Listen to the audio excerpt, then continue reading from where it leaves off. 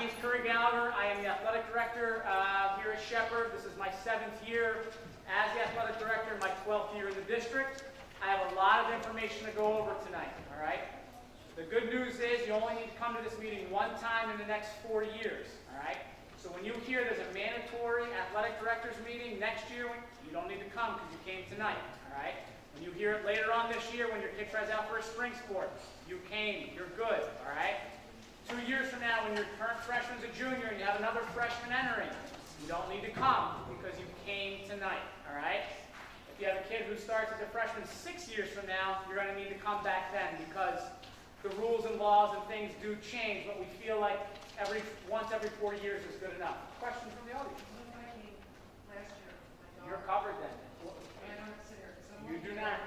We started this last year. Last year, if you attended last year, you do not need to attend this year. It's now once every 4 years. So you are good. We're trying to save for this exact reason because the information is essentially the same. So a lot to get through, a lot of important information. I don't anticipate you remembering everything that I go through tonight. This PowerPoint is available on the website as a refresher, okay? And I would encourage you to call me with any questions or concerns. Make sure you get a half sheet from the gentleman over here to indicate that you were here tonight, okay? I don't expect you to remember everything. Please call my office with questions or concerns. A lot of times it's easy to forget. I'm going to put you to sleep with all the information and all the talking I'm going to do this evening, okay? So there's going to be stuff that you forget, but please don't hesitate to call our office with any questions. So I talk fast, I talk funny because of my East Coast accent, and I talk a lot. We're going to get you through it. So this is my meeting, but the coaches for each of the teams also have a meeting, all right? And I would encourage you to attend that. Some teams make them mandatory, some do not. But it's a great opportunity to hear from the coach about what the practice expectations are, all right? Their coaching philosophy, that they have practice over vacations and riding the bus rules and a whole bunch of information that is pertinent to that specific sport. Tonight, I'm going to cover athletic department policies. I'm not going to talk about specific sport expectations and team expectations because each of the teams runs their own, all right? So some of the teams make those mandatory and some do not. But I'd encourage you to go because it's an opportunity to have face-to-face time with your child's coach, okay? So I'm going to start off the meeting differently than I have the others. I'm going to show you the website, all right? Because I don't want to rush through that at the end, and then I'll get into the presentation. We have a new website for athletics, all right? It's called 8 to 18. You can get to it from the Shepherd website. When you go to athletics information from the Shepherd page, it will take you here, all right? What is incredibly important is that this button here registers. Oh, you know what? Look at that. Hang on. I forgot. Here we go. Nope. Now we'll do it. All right. So when you go to the Shepherd website and hit athletics information, it will take you here. What is important for everybody to know, in order for your child to play a sport, you have to go to this registration tab and click registration and then create an account. What this is all the paperwork that we require is now done electronically. Instead of sending literally dozens and dozens of pieces of paper home and chasing them down later, everything can be done on here electronically. So for your child to be on a team, you do have to register them on this website, okay? So please go ahead and do that. Right now you can only register them for fall sports. That's the only thing that's available. In early to mid-October, we'll open up the winter sports, and in mid-February, we'll open it up to spring sports. But once you register on here once and you go through all the paperwork, after that it's easy. It'll take you about 10 minutes the first time and about 60 seconds the second time.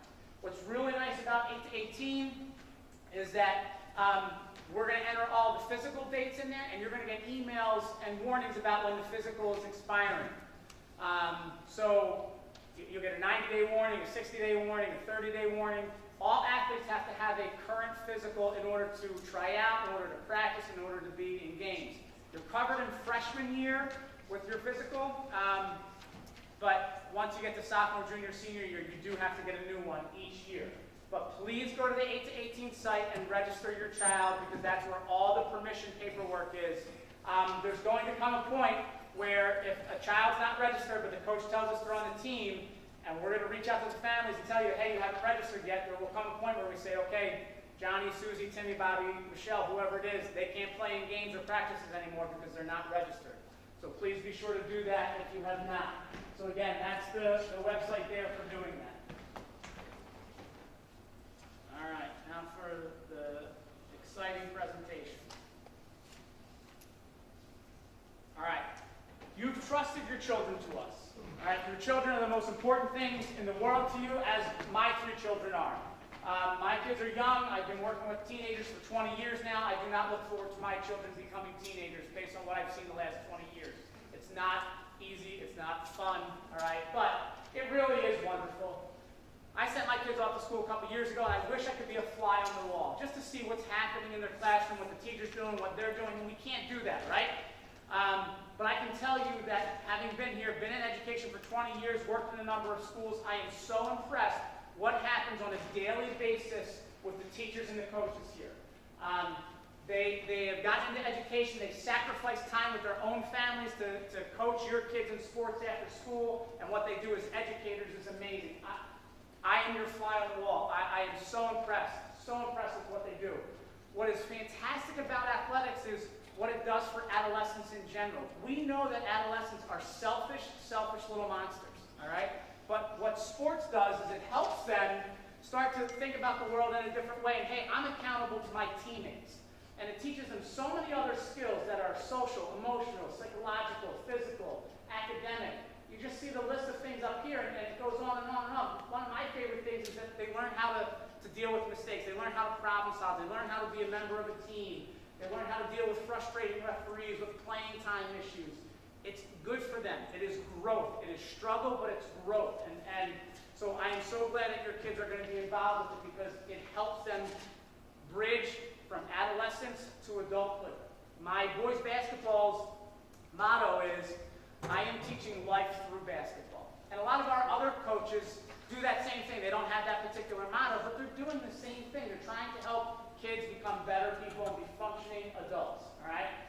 At the end of the day, high school athletics is not about getting scholarships. It's about kids playing a game and developing memories. Now, many of our kids, we have a pretty high percentage of kids here at Shepherd who go on to play at the next level. That's fantastic, but that's still only about 13 to 16% on an annual basis, all right? Which the national average is about 3%. And what I would tell you is that's great. All right, it's great that they go on and do that, but at the end of the day, it's kids playing and having fun, okay? I brag about our school all the time, but I want you to know here, this last point here, you can, at the end of every season, you're going to get a survey through SurveyMonkey, through Skyward. Please fill it out. Tell us how you think we're doing, all right? I've been doing that for a couple of years now, and the feedback is almost always positive, but I don't get a ton of feedback. Last fall, out of 450 athletes, I had 100 parents respond. And that was the most I've ever gotten. So it was a 25% response rate. I'd love to get more because I do believe there's a lot of positive things that are out there, and I'd love to hear from more people. But we also get some criticism, and it's fair, and we address those things when I hear them. Unfortunately, sometimes I see bad information on there as well, and I feel bad because I don't know who's done it, but because I would like to correct it. But at the end of the day, our staff does a fantastic job. These are some of the things that kids are going to get better at as being a result on being teams, as a result of being on a team. All right, so it's all about relationships. Your job's not easy as a parent. The job of the teacher and the coach is not easy. They're going to do their best to make decisions that benefit the entire team and not necessarily your individual child, okay? We want to work together with you. The reality is your kid's going to come home frustrated sometimes. They're going to come home and they're going to say, oh, the coach did this, or the coach plays favorites, and I'm going to address those things. But your children are never going to be harmed in any way, shape, or form, all right? They're going to be challenged. They're going to be pushed to be better, okay? They're going to be uncomfortable, and that's okay, because it's through discomfort, it's through struggle that we get stronger and better. So please know that our coaches are making decisions, not what's best for your child, but what's best for the team, all right? That's how they make decisions. You may be a great athlete, have been a coach, but here you're a parent. To your child, you are a parent. You're not a former NFL running back, or you're not a former collegiate athlete. Your mom, your dad, okay? And that's what kids want. They actually, there's research on this, that Athletic kids want their parents to be more like their grandparents. They don't want to have that conversation on the drive home. Why didn't you do this? Why didn't you pass the ball? They don't want any of that. All right? They do not want that. So please keep that in mind. On our website, eventually it's going to be in there. For those of you who have been here in the past, I used to kill a ton of trees and hand out all these articles about things, and I'm going to put them on the website so you can read them. They're really, really good articles that provide perspective for parents. I'm going to talk about some Facebook pages that I'd encourage you to follow that help us be better parents. Sports parents, we have lost our minds. We have, all right? And we have to be careful on that because it's not good for kids. And I'm going to talk about some specific examples later. So again, you're their parent here. The third party, you might tell them the same exact thing the coach is, but they're going to be listening to the coach because it's coach and not mom or dad. All right?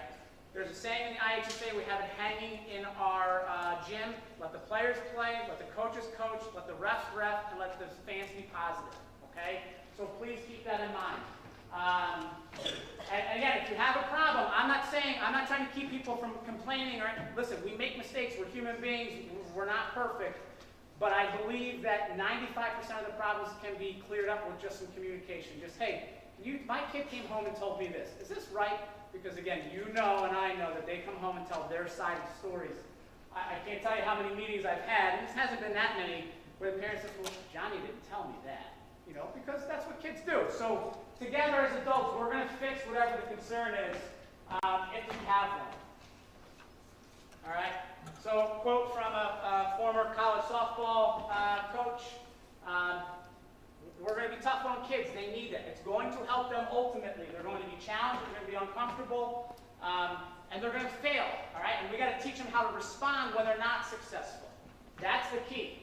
All right? Because if a child goes through life and all they have is success, they're going to, it's a house of cards. When the first time they hit discomfort or failure, they are going to crumble. So please understand, these tough situations are ultimately good for kids. All right, so what do we expect of you as parents? All right, we have high expectations of everybody, including parents. Please encourage your children to follow the school rules. And say, that's a stupid school rule, don't follow that. Oh, that coach doesn't know what he or she's talking about. You don't have to listen to them because it happens. Again, you might disagree with my coach's philosophy on his zone defense and how he or she executes it. But that's the coach's call. Don't tell your kid to not listen to the coach because it happens. All right? Please show respect to the opposing players, coaches, and fans. All right? I'm going to give you a few examples here. And we've talked about sports fans. So let's talk about kids first. Please don't talk about anybody else's kids. All right? My first week on the job, I'm at a freshman football game, and the kid who was long snapping the ball to the punter did it poorly 4 times in a row. Snapping over his head, snapping into the ground, turnovers. Coach kept putting him in because he needed that kid to get better at it and to have some success at it. There was a parent who goes, that kid sucks, get him out of there. We're talking about a freshman football player who's never done this before, and the coach knows he's making mistakes. He recognizes it, but he wanted that kid to ultimately have success. That's number 1. Let the coaches take care of that. Number 2, that's somebody else's child. Do not talk about somebody else's child. Whoever you're talking about, their parent might be sitting right next to you. We're talking about a 14-year-old kid. Sports parents have lost their minds. And I've seen a handful of those examples. And if I hear them, I address them. But I can't always hear them. Number 1, I'm deaf in one ear. Number 2, I'm always all over the place. Referees. We live in a society now where we have to escort referees away from games with police because they're being physically threatened by parents because of a call they made in a 14, 15-year-old kid's game. I'm going to tell you right now, the referees, they're amateurs. They're not getting paid millions of dollars. The best referees in the world on the biggest stage make mistakes. What do you expect Joe Smith from down the street is going to do, getting paid $40 a game? They're amateurs. They make mistakes. It's okay. No referee shows up, is on his or her way to a softball game at Shepherd and says, number 16 on Shepherd's softball team, I'm going to get her today. I'm going to make a bad call against her. I can't wait till Shepherd loses today. They don't do that. Do they make mistakes? Yes, we forgive them. It's okay. Again, kids are going to be more resilient than we are as adults. They're going to forget about the game once they go out with their friends and get an ice cream cone after the game. So please be respectful to referees. Thank them, in fact. Even when they make bad calls. After a game, hey, Blue, thanks for calling a good game. You know? I mean, And if you can do it any better, by all means, sign up to be a referee, because the IHSA is short referees. I'm sure nobody in this room is surprised by that right now. There's a shortage of referees because of these things I just talked about. So by all means, sign up if you can do it better. All right? Other thing to talk about, I need everybody to know that tryouts and practices are closed to parents.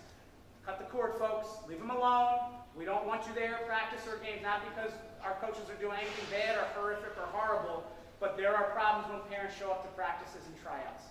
Stay away. Ask your kid questions. Let them develop their verbal skills about how practice went when they got home. All right? This is no longer third grade soccer where everybody brings the bag chair and sits and watches for 2 hours. Practices and tryouts are closed to parents. All right? I need everybody to know thefts do happen. Have your kids protect stuff. They happen. We can't prevent all those from happening.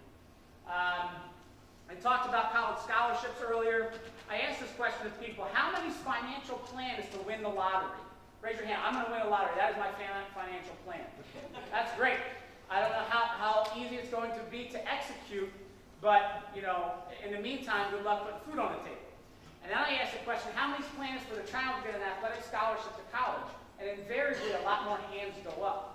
But getting an athletic scholarship to college is almost as rare as winning the lottery. But I'm going to tell you, if your child does get a scholarship or goes on to play at the collegiate level, you have won the lottery, not because of the financial implications, but because you have a child who, number one, is talented enough to play at the next level, and number two, who has the willingness and the commitment to do it, because being a college athlete is a sacrifice. It is a huge, huge sacrifice. Many collegiate athletes quit after the first year because it's like having a full-time job on top of being a student. It's not easy. So if your child is willing to make that commitment and sacrifice their own personal time to be an athlete, then you have won the lottery. They're committing themselves to other people, all right, and to the team, and they've really shown that maturity, and they have the talent. That's great. They have a passion for the game. They want to do it. So I hope it happens. I hope we have a Division I USC quarterback someday, but if we don't, that's okay too. And the last thing I'll say, high school's going to go quick for your kids. Enjoy it. Enjoy it. Please. It's going to go fast. Just enjoy the moment and what they're doing. All right? All right. So a couple of cartoons that I like about referees and how we treat referees. You yelling and screaming at the referee is not going to make them change their call. And I need you to know that our coaches actually evaluate the umpires after every game. They send a report to the IHSA as well as to the umpire's assignment chair. All right, it says, hey, this guy was good, this person was terrible. So our coaches do evaluate them. You yelling and screaming at them might actually have the opposite effect. All right? And please don't get kicked out of the game by an official. If you do, you are banned from a future game per the IHSA. All right, and again, they got bad eyesight, they make bad calls, but they're not going to get LASIK on the field. So coaches' decisions. Coaches make decisions about playing time, about team strategy, about play calling, and matters concerning other student athletes. Please don't talk to coaches about anybody other than your kid. All right, playing time. This is not Crestwood Recreation anymore. We do not do equal playing time at the high school level. We try as best we can to get kids more playing time when they're on the freshman team, but in the last 2 years, I've actually received more than 3 phone calls from parents. Well, why isn't everybody getting equal playing time? That's done and over with, okay? This is the trophy and ribbon generation. Everybody plays, everybody gets a trophy.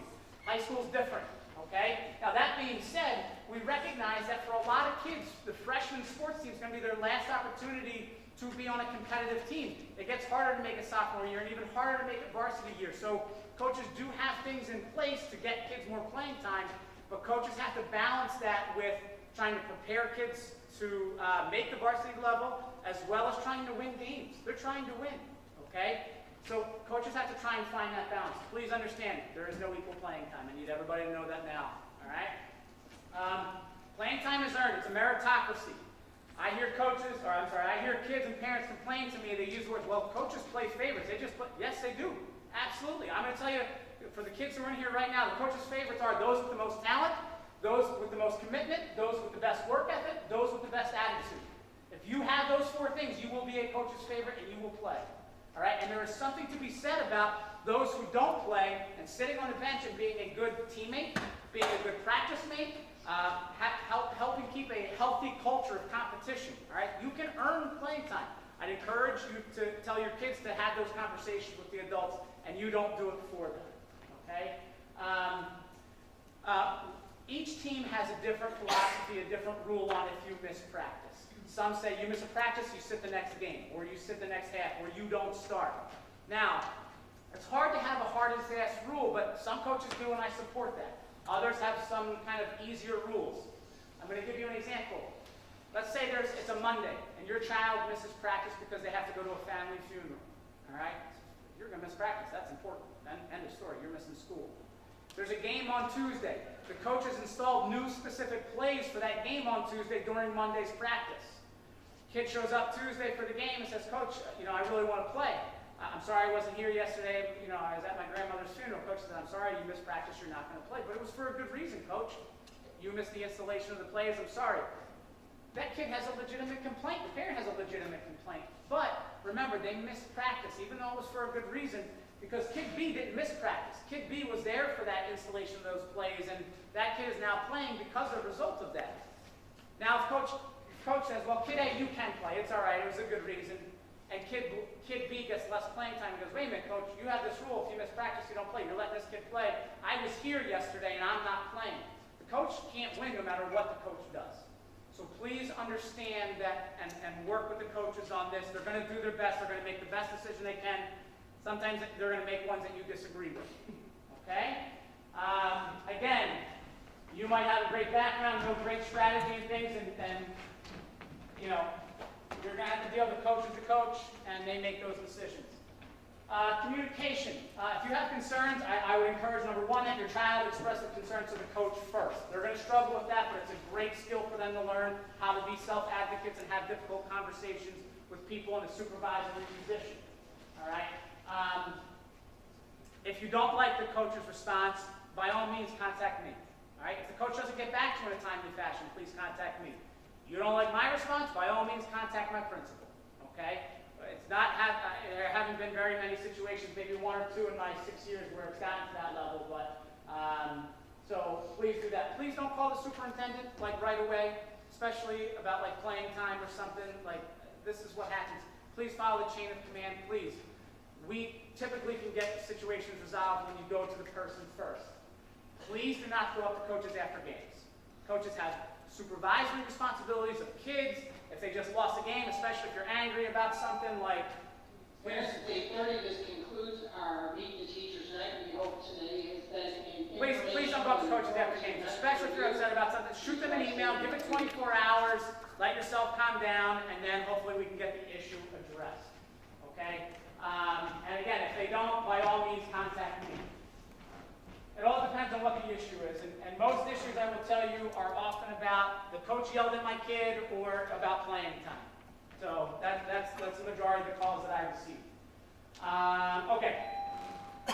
Our booster club. One final announcement. Any of our ambassadors, if you could please meet in the So our booster club is amazing. When I first started here, we didn't have a booster club, and I'm going to show you what they've done over the last 5 years. They help our teams immensely. We need people power, though. We've had about 20 people, the same 20 people or so, helping each year.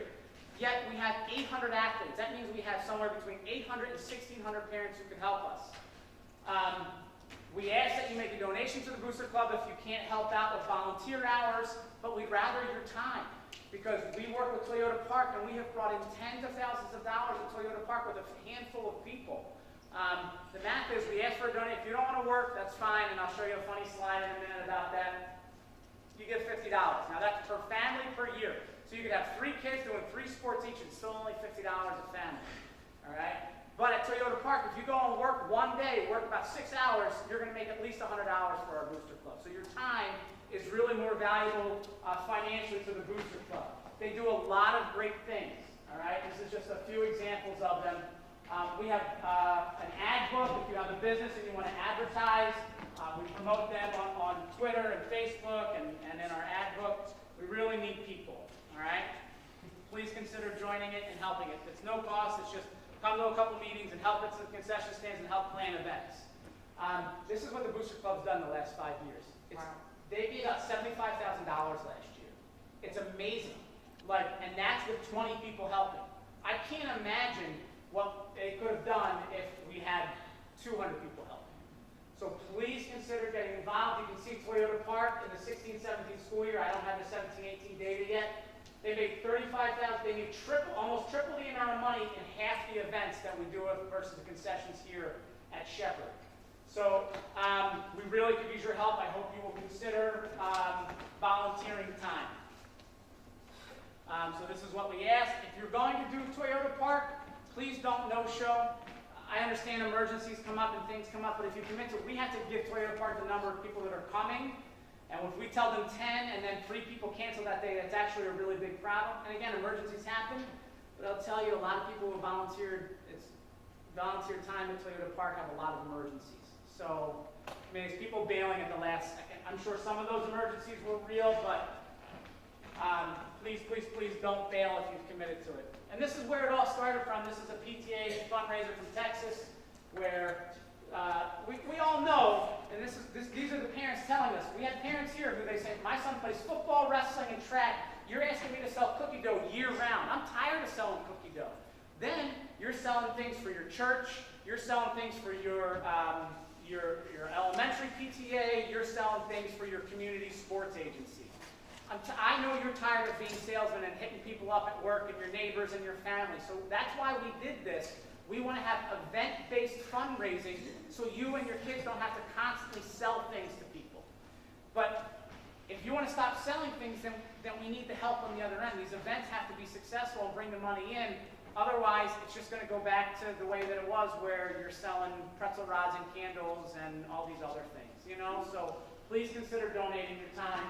Again, if you can, depending on the job that you have, and you just want to make a $50 donation, we will take the money, but I'm telling you that your time is going to be more financially beneficial, and we really only ask for 1 day at Toyota Park a year or 8 hours at Shepherd.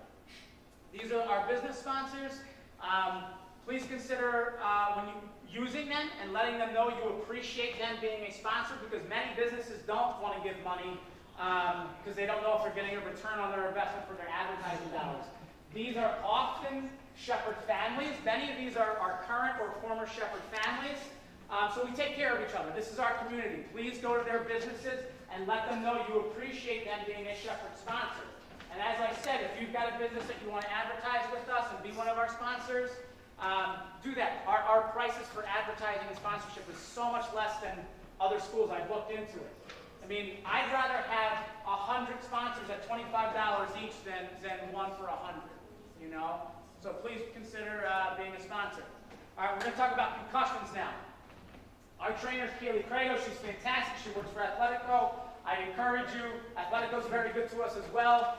If your child gets hurt, please take advantage of Athletico. Go to them. Again, they give us a great deal in the hopes that if your child gets hurt and they need therapy, that you will go there. Concussions. Concussions are a huge, huge issue. They're obviously better understood now than they were just 2 or 3 or 5 or 10 years ago. Here's what you need to know about concussions. The first concussion could be really bad. It could. But in many cases, the bigger concern with concussions are repeat concussions.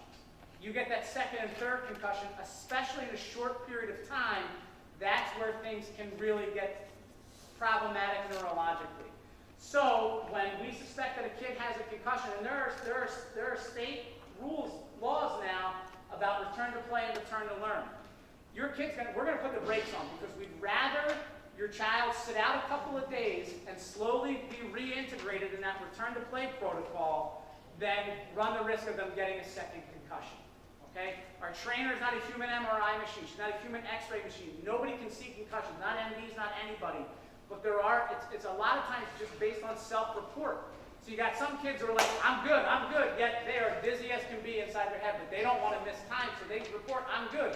Then you got kids who are totally fine, who are like, man, I can't even walk, because they want to miss some school time. So we're basing this on self-report. That's all we can do. So when we suspect it, and based on the reports and I've had this happen where a kid will be like, oh, I'm fine, and then 2 days later come back and tell the trainer, oh no, I've got this, and this going on. The trainer goes, well, yeah, no, then you can't play. And people get mad at us because of, and the thing about concussions is they're different for everybody. One kid might have symptoms immediately within 5 to 10 hours, and somebody else might not get symptoms until 48 hours. And some symptoms are bad and some are not. It's a really complicated thing, but we'd rather just put the brakes on and say, you know what, this child, this person's long-term health is way more important than playing on a game on Thursday. It just is. So we're putting the brakes on. That's the state law. It's going to frustrate you. You're going to want your child to play in a game on Thursday. Your child's going to say they're fine. But based on that return to play protocol, we're not going to let them. All right? That's going to frustrate you and them. But that's what we're going to deal with. And then, depending on the severity of the concussion, there are protocols for going back to learning. Some kids got to sit in a dark room. They can't read. They can't have computer screen time. They got to miss multiple days of school. They got to have half days. And others bounce back like that. Every situation is unique. All right, the last thing you need to know about our trainer and about concussions is that you take your child to a doctor, and the doctor says, Susie's good, let her back. And then Susie comes and sees our trainer and reports some symptomology. Our trainer can override your doctor or a doctor, any MD, and say, nope, nope, nope, Susie's not playing because A, B, C, and D. The SCAT test said this or whatever evaluative tool they use or self-report. All right, so that can be frustrating too. You're going to wait, that trainer's not a doctor. What do you mean? My doctor said Susie's good. Your doctor doesn't see Susie every day. Our trainer oftentimes does, and kids are going to report things differently in the hopes of getting cleared. But some kids recognize, hey man, something's going on here. I got to be honest with somebody here. I lied to the doctor. I got to be honest. So please know that that does happen, but it doesn't go the other way. Once an MD says no, it's done. Our trainer cannot override a doctor and say, that doctor doesn't know what she's talking about. Susie's good. Our trainer cannot do that. Our trainer can only stop it if the doctor has cleared it. Okay? So I need everybody to know that. And I'm going to tell you now, concussions happen everywhere, not just in football and soccer or cheerleading. Eligibility. Your children take 7 classes for the most part, and then they have a lunch. So we have an 8-period day here. The IHSA rule is they have to be passing 5 classes every single week, and they have to be passing at least 5 classes at the end of each semester to have eligibility the next semester. So Skyward sends us a report every Monday morning at 5 a.m., and whatever the grades are at that time is what we go with. And then if your child is ineligible because they're only passing 4 classes and they have 3 failures, then they are ineligible for 7 days. End of story. No negotiation, no debate. She could have straight A's on Thursday. She's still ineligible on Thursday. The IHSA rule is 7 consecutive days. This is uncomfortable. This is painful, but it is the rule, and I enforce it as a black and white issue. The second I start being emotional about it, or this is a nice kid, or this is an important player, I don't do that because it's not fair to all the other kids that I've said no to, and I'm not going to get wishy-washy or be accused of playing favoritism. I'm not doing that. They're ineligible, end of story. Okay? I don't care if it's the first game of the year. I don't care if it's senior night. I don't care if it's the state championship. If you are ineligible, when that report comes out, you are ineligible. Now, here are a couple of the funny things that people say to me. Well, they're only failing that class because they missed school the day before for a funeral. Well, that's one class. What about the other 2 Fs? Because those other 2 Fs aren't good. All right? And in another district where they have a 7-period day, 2 failures makes them ineligible. All right? So I don't want to hear anything else. It is, and I might seem like I'm a black-hearted individual, that I have an empty hole in my chest there where my heart belongs, but I'm just not playing. I'm not playing that game. I'm sorry. If they're ineligible, they're ineligible. Okay? I would encourage you, so I don't make changes midweek. I've made that clear. I would encourage you and let you know that excused absences can impact a grade even for good reasons. All right? I would discourage your child from taking a reduced schedule when they get older, because if they're only taking 5 classes, as soon as they get 1 F, they're ineligible. Student athletes should take a full course load all 4 years. The beginning of the season, I see a lot of ineligibilities because there's not a lot of grades in there. So one little mess up, 1 missed homework, or 1 bad quiz, or whatever, you're going to become ineligible. But if that only happens in 1 class, you're fine. It's a kid that it happens to in 3 classes. So it's imperative that kids get off to a good start in August, September, and January. All right? Some double block classes where, like the advanced foods class is 5th and 6th period. If you're passing that class, it counts as 2 passing grades. If you're failing that class, it counts as 2 failing grades. All right? Honors and AP kids, I actually do see a lot as well. They're not accustomed to struggling, but Those honors and AP courses are very good for them because of the challenging nature of them. So your kids should still take them, but those kids struggle, but it's okay. When kids do fail and they are struggling academically, we have tons of academic supports available. It's unbelievable how much support we have built into this school district in the last few years. When I first started, we had one thing. Now we probably have about 7. All right? When kids become ineligible, I expect them to go to tutoring. I band-aid it, in fact, and we have a program for following and tracking that. And if they don't start doing better or they don't go to tutoring, then we have a problem, and it may result in your child being kicked off the team if they're not going to tutoring. I don't want that. Sometimes what I do is I just say, all right, you're going to be ineligible until you're passing everything. I won't kick you off the team, but you're not playing in any more games until you pass all of your classes. Not when you get eligible, not when you just have 1 F. You need to have everything passing, and I'll let you start playing again. But if you're not going to meet the expectation of tutoring, I'm not going to let you play in sports. All right, so behavior, code of conduct. As I said, we have high expectations of our students. All of your children know the difference between right and wrong. You've all done an excellent job as parents. I meet with the freshman class in this room, at the beginning of the year. I haven't done it yet, and I always ask a question. I say, how many of you in this room do not know the difference between right and wrong? And there's always one goofball who raises their hand and says, I don't know the difference between right and wrong. But all the other kids, they don't raise their hand. And even that one goofball knows that there's a difference between right and wrong. That being said, they still make bad decisions. So did we when we were teenagers, right? We make mistakes. That's part of life. It's supposed to happen. But it is a privilege to represent Shepherd High School in extracurricular sports, all right? And you're going to lose that privilege if you act like a knucklehead. You just are. We're not trying to cut kids' heads off and say, you're done, you're no good. Punishments are light in the beginning, and then they get more severe. If the kid's not learning, then the punishments, if they keep making the same mistake over and over again, the punishments get stronger. This document is very long. You are welcome to read it. It's available on the school website, on the district website. It goes through all these categories and what the punishments are.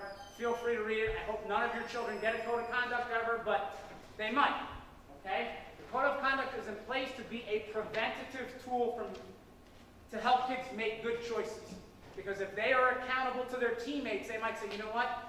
Maybe I shouldn't steal this money right now because I might get suspended from my football team or my basketball team or whatever. It's meant to be what's the word? Not a distraction, deterrent. Thank you, that's what I was looking for. It's meant to be a deterrent from them making bad decisions. They will still make bad decisions, and they will be held accountable for it, and they will move on from it. What I hear from kids when I meet with them about code of conduct or academic eligibility, they say, Mr. Gallagher, just let me get it, just this one time, just let me pass, just let me pass. No. And I say to them, this is a terrible feeling right now, right? You don't want to ever feel this way again, right? And they're like, no. So then don't ever do this again, and you won't ever have to feel this way. So they need to feel that discomfort, because if I just rescue them, if I say, okay, you're forgiven, don't worry about it, what's to stop them from making that bad choice again? So I'm going to make them feel uncomfortable. I'm not going to let them slide with it. They're going to be held accountable.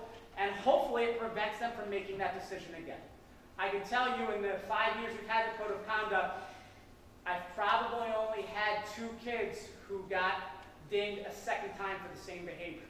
All right? I probably have about 10 to 15 kids a year who get a code of conduct. So out of those, whatever it is, 75 kids, only 2 of them made the same mistake twice. I think that's what we want to see. All right? Kids are going to make mistakes. Just so you know, with the code of conduct, we don't take anonymous accusations. We need evidence, and we don't want the backup quarterback's family accusing the starting quarterback of doing something anonymously. If somebody did something, you're going to stand behind your accusation. So again, the suspensions are progressive. They range from 1 game to a season to all high school. But again, they get progressive as kids make the same mistakes over and over again. Physical, all right? Physical is due sophomore, junior, senior year, because the freshman covers you for the freshman year. 8 to 18 is going to send you a reminder 60 days in advance when your physical is expiring. Here's what you need to know about physical as you move forward. Make a copy of it, please, for yourself, all right? There's a lot of papers around this building, and a handful of them get lost sometimes. So make a copy, number 1. Number 2, do not give the physical to anybody except our trainer or the coach the first day of tryouts. Okay? Do not give it to coaches in the summertime. They will stick it in their bag, they will forget about it, they will lose it. We don't need it in the summertime. Give it to them on day 1 of tryouts. We have an electronic form that coaches have to look at, and they'll say, okay, little Johnny Smith, their physical's good. Susie Smith, physical's no good. Susie Smith shows up at tryouts and says, well, I gave the physical to the secretary in the main office back in July. I'm sorry, Susie, you're not on my list. That can happen. You could give the physical to the trainer 4 days before tryouts, and she might not enter it in that document in time.